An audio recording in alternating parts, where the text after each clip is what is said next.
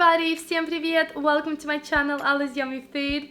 Today I'm gonna show you how to make blinchiki.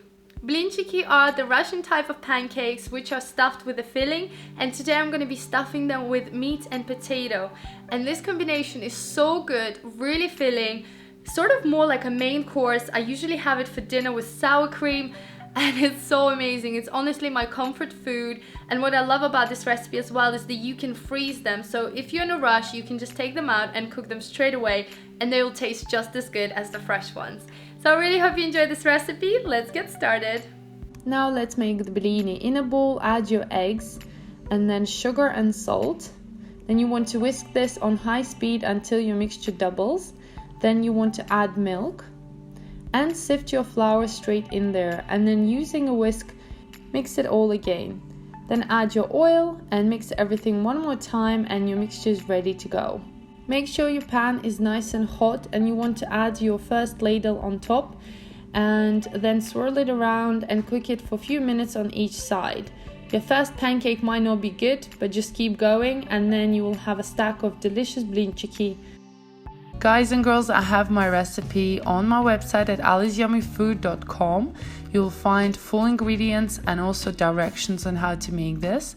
And also you'll be able to find loads of other recipes that I do for my channel. Just click through, click on the picture, and you'll be able to see the whole video with the directions and the full recipe in English and Russian languages. Now we're gonna make our potato fillings. So take your potatoes, peel them off, take off all the skin, and once they're ready, we're gonna cut them into nice small pieces, sort of like in quarters. So cut in half and then in half again. So these should be good. You want to then place them into a pot of cold water, and we're going to boil them for about 25 minutes or so. It might take less depending on how quickly they boil. Once they are boiled and ready, you want to mash them up with a potato masher and then add some seasoning, salt and pepper, and a bit of butter. Mix everything together and it's done. Now we're gonna make our meat filling. So chop up your onion nice and fine into little pieces, just like that.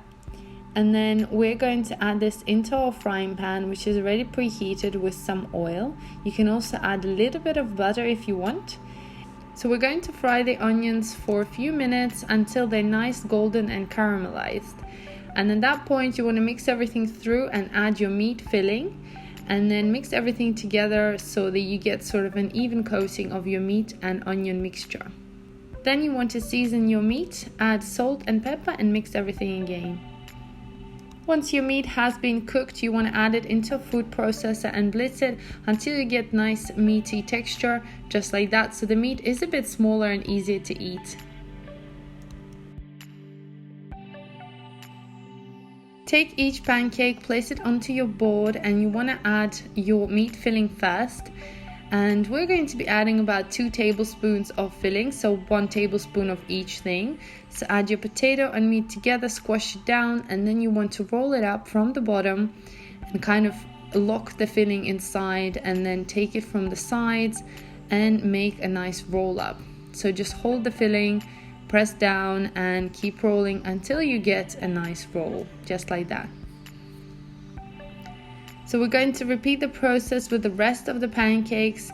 Feel free to add less or more potato or meat filling as you like, but I do find that this combination works the best.